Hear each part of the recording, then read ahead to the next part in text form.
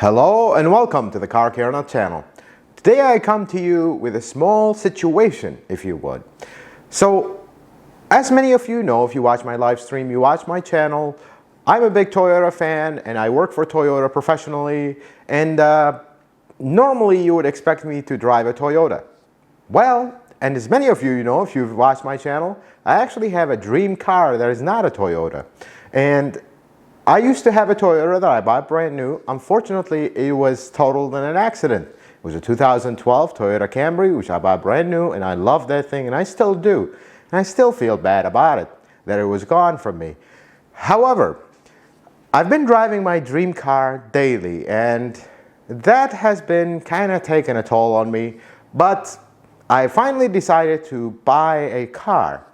But when I decided finally to buy another new car, another new Toyota, we are in the times that we are in today, which is there's no new cars and all the prices are inflated. So this is my situation. Until this whole mess with the new cars not being available passes, I will be driving my dream car, the car that I am very happy to have and very blessed that I was able to actually buy a few years back, which is my 2012 Mercedes Benz S550. But in order to drive this car, and this car is used to just sit in my garage, heated, air-conditioned garage, and just not collect dust because I wipe it off almost every single day. I am going to have to daily drive this car, and before I do that, I need to prep it for daily driving, which means I'm going to go through all the maintenance items, mainly something called a B service. Now, I'm a mechanic, I'm a professional mechanic, but I specialize in Toyota, Lexus, Scion products. So going to fix a Mercedes is not exactly my comfort zone, but I love this car too much, and I love cars in general, and this will be a good experience and a good journey, if you would. So I'm going to take you on this journey with me, and I'll show you how everything is done and how different this is from your average car. Having said that, let me show you what we're going to do right after this.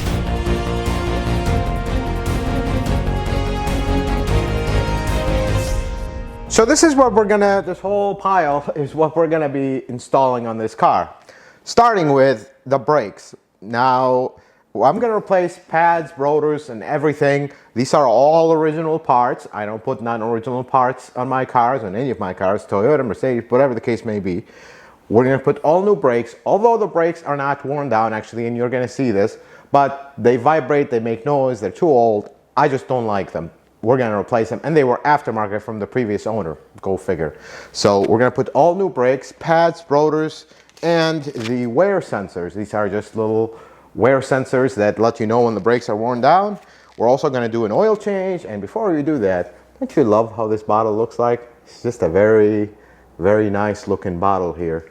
So we're going to do an oil change. We're also part of that B service that we talked about. We're going to change the brake fluid, just simple brake fluid replacement. We're also, here's the oil filter. We're going to get to that. Every single part you'll see open. We're going to do all the filters, the cabin air filters, and the air filters for the engine. We're going to do some wipers. And that pretty much sums it up. Sounds like a very simple process, but it'll take a while. All these parts cost around $1,100 as a day of filming this video. That's a lot of money. I could have gone aftermarket and gone half the price, but that's not doing it right. This is how these cars start falling apart when you start putting cheapo parts, and everything goes downhill from there. So I'm not going to do that because I take care of the car. I am blessed to be able to afford it, so I'm not going to cheap out with it. So having said that, let's lift the car up and let's get to work. And before we lift it up, I want to say one thing. This car has air suspension. Now, many people know that air suspension needs some kind of deactivation or a switch you flip or whatever the case may be before you lift the car up. Like in our Toyota Land side, for the Sequoia and the GX that has air suspension in the back, you got to put it in neutral before you lift the car up, otherwise the whole thing will be messed up. Well, in Mercedes, that's not the case. And from what I understand, and don't quote me on this, but this is what I heard, when the computer sees all four tires lift up at the same time, it's going to assume this is service, not changes in the suspension, so it's just going to disable it on its own. I thought that was pretty cool. Let's lift her up.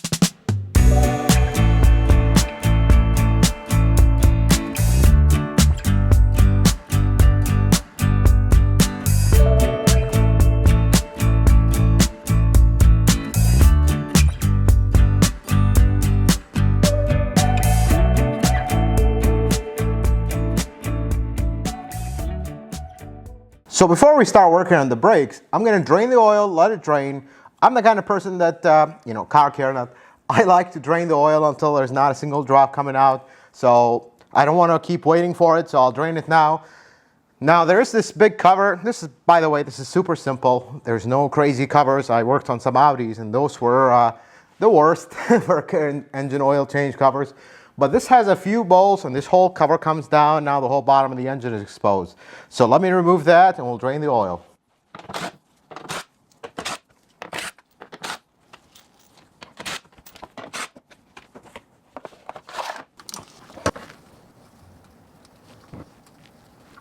There it goes.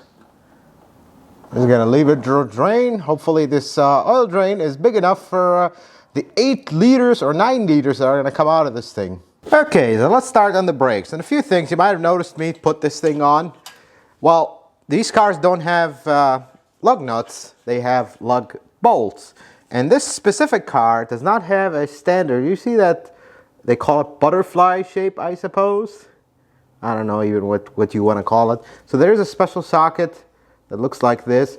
Apparently you can jam a 17 millimeter, but that's what destroys them and make them really hard. They get stuck. So I've been using the right socket. Obviously the previous owner did use the wrong one. So that's that. And then this comes with the car. This is just one stud that you put on so the tire won't come crashing down on your foot. Very nice of them to include this with the car. So looking at the brakes, it's a massive brake. You might not be able to put the size in perspective in the video, but these to me from the Toyota world look like Tundra brakes. Yes, this car is super heavy, but these brakes are massive for lack of a better term. It's just a 4-piston caliper, nothing special. So let's tear into it and see what happens. So let's assemble the caliper before we remove it. We got that sensor right here for the wear sensor. Let's remove the wire for that. And this should, oh, there we go. It just plugs in. Okay, well, let's get this out of the way. And yes, some of these stuff I might not have to do, if this and that, but I'm just gonna do them because that's just how I do things. Gonna leave this bolt right here. So at this point, it looks like we gotta remove these 2 pins right here. So let me go ahead and remove those. Clip. Here's something cool about these pins. There we go. Do you see that they have a lock in the front? That is pretty cool. So as soon as you push it past this lock, it just comes right out. The rest of it thinner. I'm guessing they did this so they wouldn't seize. So that is really cool. I wish others would learn from this. So now let's pull our pads out. Here's the pad. Like I told you, it's not even worn, but I don't like them. They pulsate. They're aftermarket. You'll see the new pad that it says the name on it. And here's that wear sensor. Technically, I can reuse this wear sensor because it hasn't even hit. But from experience, when you pull these, they tend to break. And plus, I got the new sensors. They were like a few bucks. These sensors are not expensive at all, so I might as well replace them. Let's remove the whole caliper from here. So the bolts for the caliper is a 21 millimeter. You notice this is nice and shiny because it's never been used. I don't think I've ever used a 21 millimeter wrench, but let's do this. Guess not with the wrench. Let's just use impact.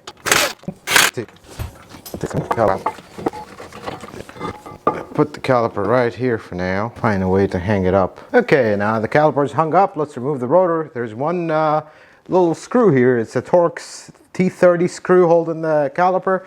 I'm going to use an impact screwdriver. I don't know if you need to. This might come right out. But I remember from the Honda days, they love to seize up and don't want to come out. So let's do this. Oh, that came right out. So I guess this was a Honda exclusive problem. Oh, this rotor wants to fly off already. This is very interesting, folks. Oh, here we go. There's one giant rotor. This does not look good in the back. It looks actually horrible. Maybe that's why we got all the vibration and the noise. Man, this looks terrible. I really am glad I'm replacing these. A little bit of cleaning. If you watch my channel regularly, you know that I'm not a fan of using power tools to clean the hubs, because then you create the vibration. So we're just gonna hit this with a brush.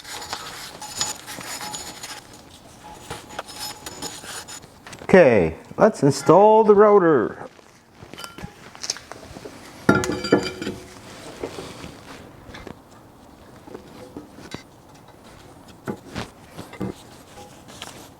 It's good and tight, just like the Germans say, right? And this rotor has this gray coating. It's for rust, and the pads will wear their groove and leave the rest covered. That's how they are. And if you're looking at this picture, to me it doesn't look right. It looks like this could be the other way around, that these should be directional. But I guess not, because the part number for both rotors are the same. And I actually cut the video right here and I was looking at it. I went to check the part numbers. They're the same. Left and right is the same rotor, so that's how they sit. It looks like these should be the other way so they can take the air, but I guess that's how it is. I checked the old rotor even though it's aftermarket, but nonetheless, that's good. Let's go ahead and install the caliper. Before I install the caliper, let's compress the pistons. Let's install the caliper. And the torque spec is good and tight. Before we install the pads, I noticed there are two papers that came with the pad. This is one of them. I'll read it real quick for you. Only trained specialists are authorized to work on the SBC brake system. Yeah, well, too late for that now. And then the second piece of paper, which I think is brilliant, shows you a picture of the car, and I hope you can see it. The pads are, I guess, they have a specific position, so we're going to try to work with that. There's inner and outer. We're working on the passenger side. So let's watch for these. Let's try to match them up. So I suppose this one is an inner pad. And you see the diagram right there. I hope the camera can focus.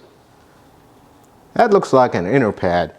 So for me not to forget that, I'm going to go ahead and put the wear sensor on it. Here's that wear sensor. I suppose it goes like this.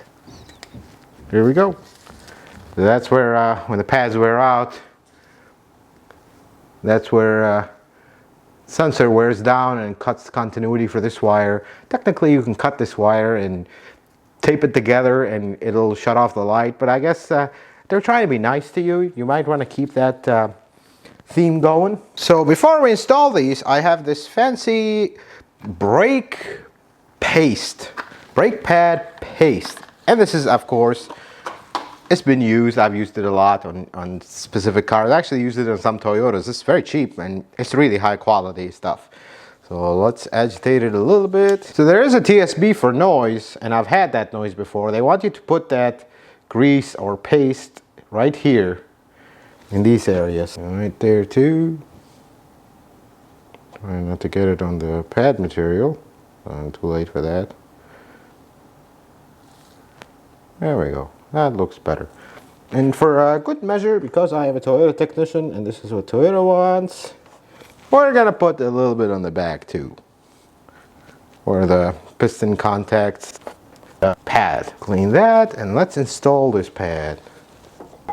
Go back to our handy dandy pamphlet here. It looks like that's the right pad for the outer. Do the same thing. Beautiful. And let's install this pad. So let's install our pins and this little clip right here. So start the one at the bottom, then I suppose could put a little bit of grease here, just a little bit, just so I can feel better, sleep better at night. Okay. Fine, so gotta give it a little gentle love tap. And that's about it. Looks like we got one brake's installed. Let's put our sensor and plug in the sensor. I like that. This was super easy, by the way. I don't know what everybody complains about. This is super simple, super easy. I mean, if you're doing brakes on a Tundra, it's exactly the same. Maybe even easier on this one because the pins just came right out. It's an old car too. Let me do the other three and we'll go back to other stuff. All right, so the brakes are all done. Now let's do the brake fluid.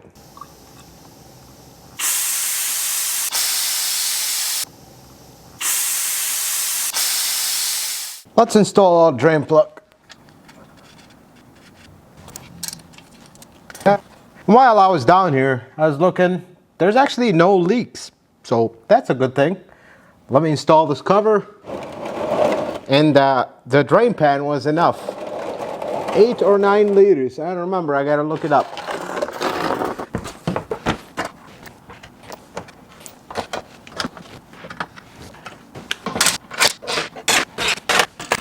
Perfect. Let's put the wheels on. Let's lower the car and we'll work upstairs. Before I install the wheels back, I always like to clean the inside. It's much easier. Yes, you can do it with the wheel on the car, but since we have them off, let's clean them up real quick.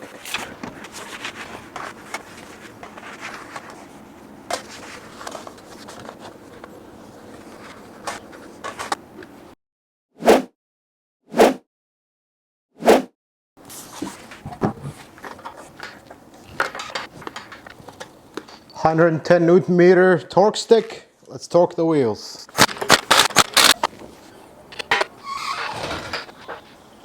Okay, so before we fill up the oil, I'm gonna change the air filters, there are 2 of them.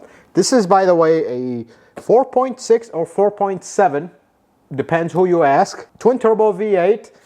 I love this motor. It has a lot of problems. There are known problems, but we're not going to worry about that now until they happen. But it's twin turbocharged. It makes just over 400 horsepower, just over 500 torque, which is a pretty powerful engine, but it's very quiet. I love this thing, how smooth it is and how powerful it is. But gas-wise, it's actually not terrible if you drive like a normal human being. I've been getting about 20 to 25 miles per gallon in the summer, just around 20 miles per gallon in the winter. So it's actually not terrible for how big it is. But the key word here, driving like a human being, which I don't. So usually, realistically, 15, 16 is about it. So having said that, let's pull the beauty covers and we'll change the air filters.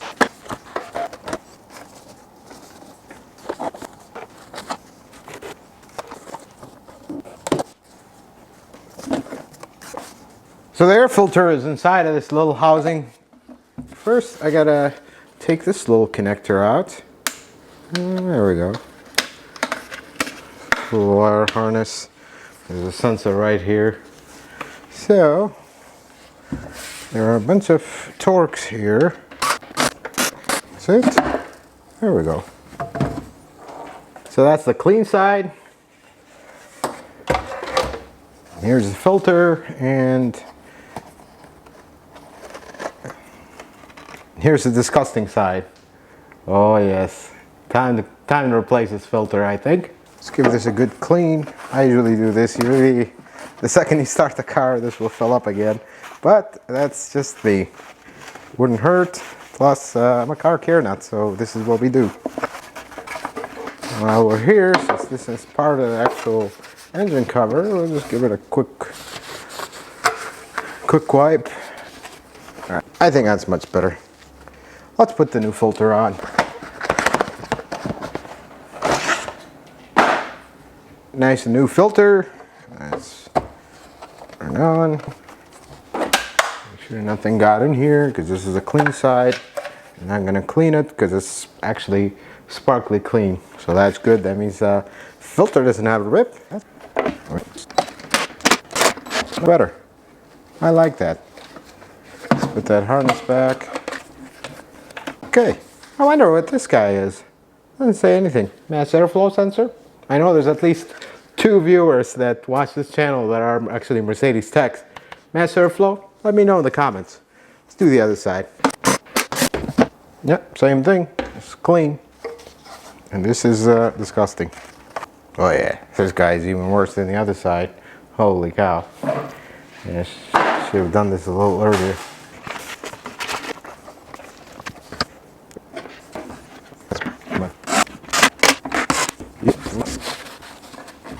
Alright, let's install these back in the car.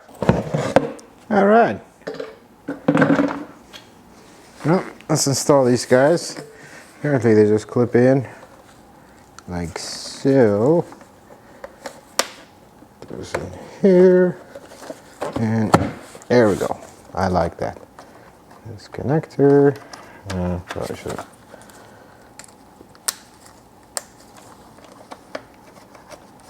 Okay, on the other side.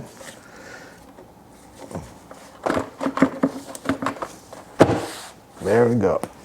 Connector, tighten the clamps. So a little bit more about this engine. I am no expert in this engine and don't aspire to be. I just like to drive it. But this engine computer, I mean, things are not as crazy as they look. I know they look very scary and everything. It's basically a intercooler inside underneath the intake manifold. There might be part of it, not really sure. But I see two pipes, these big pipes that you see here. This is the inlet for the turbo, and then underneath it is the other pipe that goes to the intercooler and then goes to the intake somehow and then goes to the throttle body. Apparently the throttle body is in the back.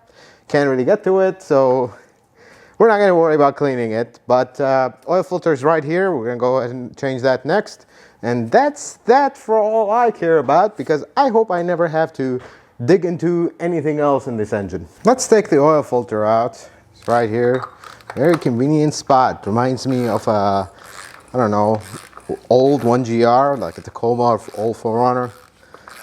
Super easy. It's right here. There's a canister. And that's how it is. Let's try to do this without making a mess. Okay, here it is. Not too bad. Still see some slight brownish. So let me go swap this out and come back. Okay, so here's the new filter, and it is said that this filter is not paper, it is fleece. Don't know how that makes a difference, but this is fleece. It sounds very fancy and I like it, so it's the original filter, by the way. Let's go ahead and install it. The torque spec for this guy is 25 Newton meters. When you translate that from German, it translates to good and tight. There you go. Perfect. Let's add some oil. So I looked it up, and this takes 8.5 liters. So that's right around 9 quarts.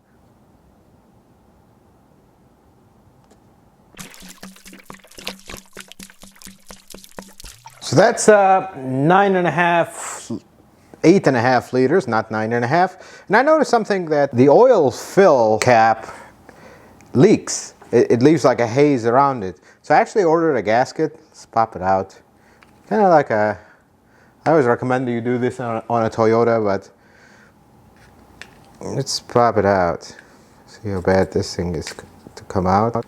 Oh, just a little gasket. Here's a new one. That's better. Actually, no. Yeah, that's good. So I wipe this down. So we install this guy. And I am OCD, so I want this to face the right way. There we go. That's much better.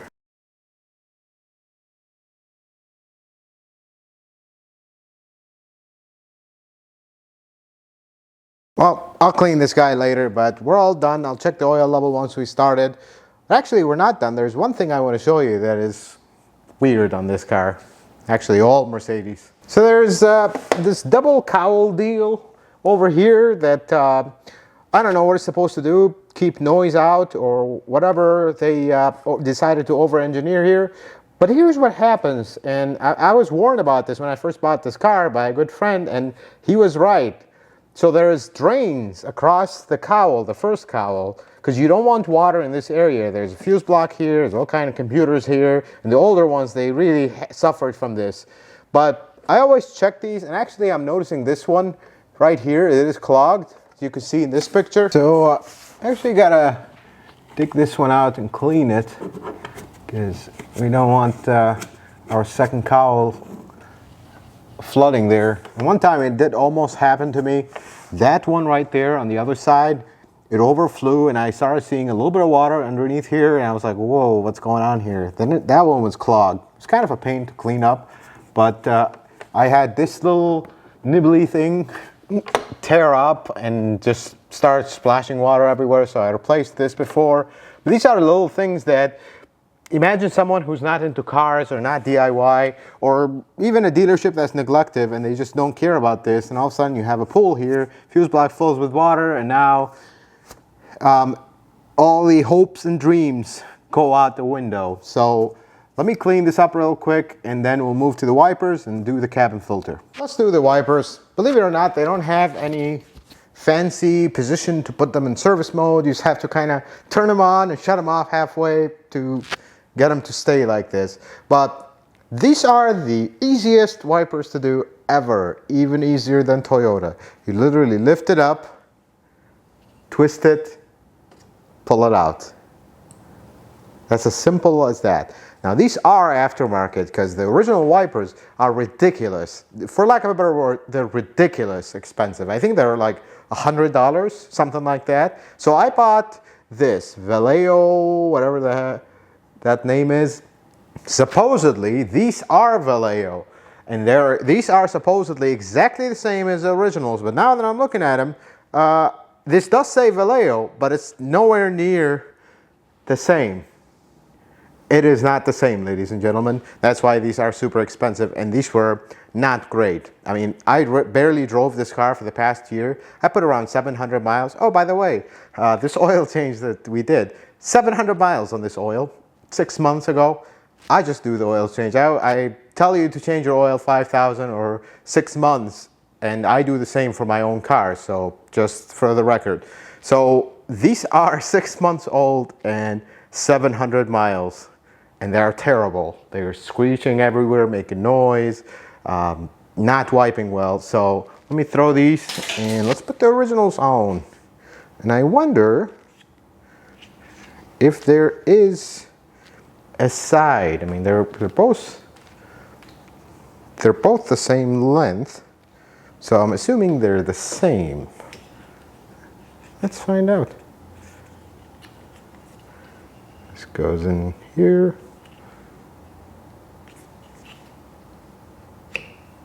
Okay, well that's it.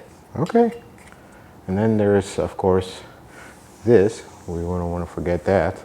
There's a protector on them. Okay, I like that. That looks good. That was very simple. Let's get the other side.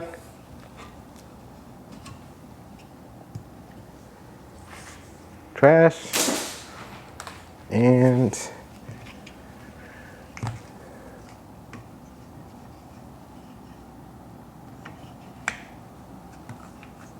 okay. Beautiful. That was very simple. Trust me, folks, the first time I had to do this, I did not believe this was this simple, but this is genius. I love this. There's no clip to pop. There's nothing to press. It's literally just, you twist it and this little arm comes off, and then you clear the arm and then it comes off. This is genius. This is good German engineering here. And speaking of good German engineering, the cabin filter is not good German engineering at all. It's not getting them out is the problem.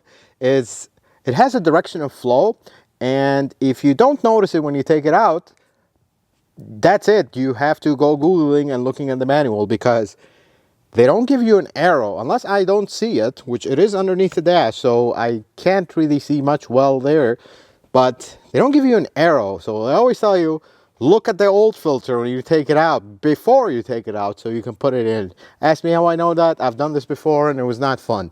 Let me remove it and I'll show you.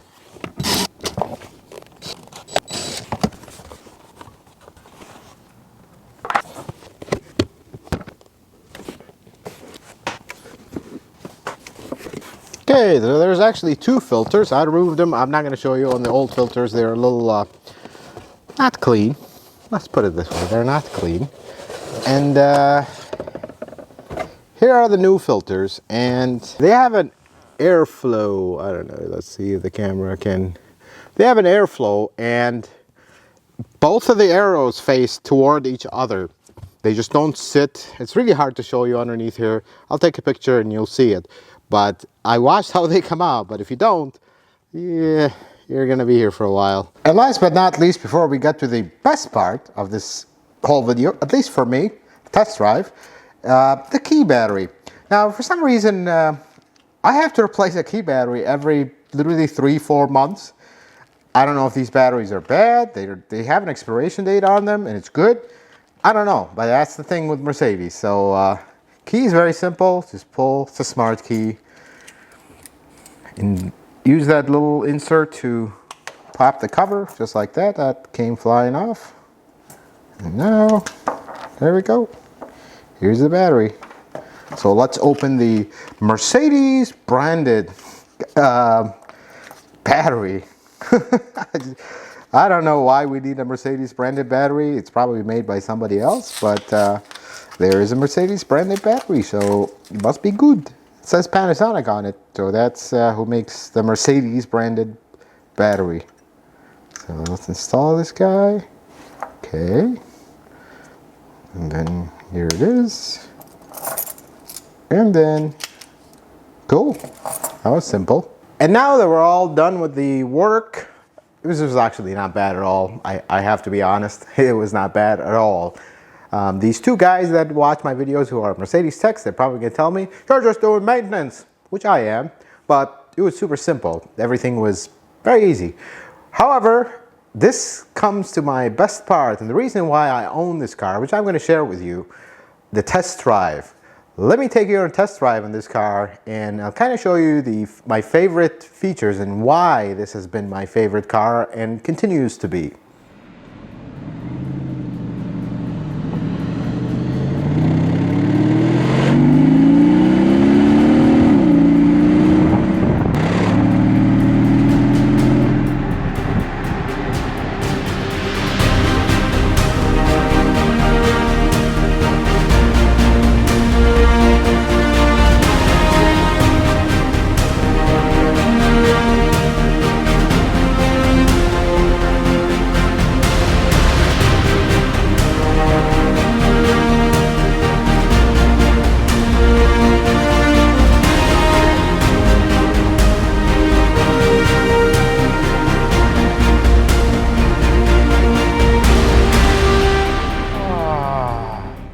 I love this thing, guys. The most beautiful thing about this car is it kind of combines the quietness and the floatiness of a, I don't know, a 2008 Avalon, which I used to own, but it handles so well. It is not floating all over the place. It's super comfortable, super smooth, but it also handles well. That's the package that I love, and just the way it does everything. It's so big and heavy, and I don't know, it's just my kind of car, if you would. I mean, the acceleration is crazy, for lack of a better word. It's just, you put your foot down and it just takes off. Super quiet, super smooth, effortless. I love that. And yes, that comes at a price, at a pretty steep price. The main thing I absolutely love about this car is the heaviness. The gas pedal is heavy, the steering is heavy, the car feels heavy, yet you put your foot down, it just takes off. So basically a fast car in a suit.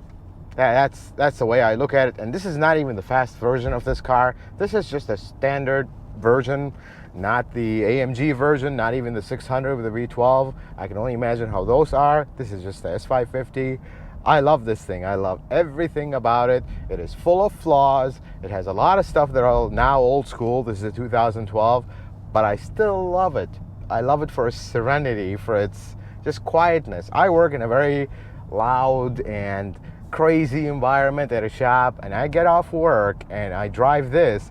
I get home, I'm happy. I don't have to be, taking half hour, just me time to kind of unwind after a long day. I've already done that. I have a long drive. I have like a 35 mile drive home. In this car, I find myself I always have a heavy foot, but I always find myself driving on the right lane, doing the speed limit, cruise control, and just relaxing. Because this is what this car is about. It's not really, it's very fast when you want it to be. And the acceleration from 40 to get you in jail speed in most places, except if you're on the Autobahn, it's effortless. It just goes, and I love that. I love how effortless everything is here. Now let's talk about, am I crazy owning an almost 10-year-old German car like this. Well, here's the problem with these cars, and this is my opinion. Most people that tell you run away from these cars have actually never owned one or even driven one. That's a fact. Here's my opinion on these cars. If you adjust your expectations, you can actually enjoy these cars and not be in financial ruin. The first thing is, this car, for example, this is a 2012, it's almost 10 years old. This was over $100,000 back in 2012. That's a lot of money, and that's nowhere near how much I paid for it. I probably paid less than a third of its MSRP. And that's the way these things depreciate. But the problem is, when you go fix this car, you're still fixing a $100,000 car. Parts will reflect that, labor. There was absolutely no effort from the engineers that designed this car to make it easy for DIY. No, you buy a six-figure car, you can afford to pay a six-figure car repair bill. Depreciation counted in the picture, and that's how people end up with nightmares with these cars. It's as simple as that, really.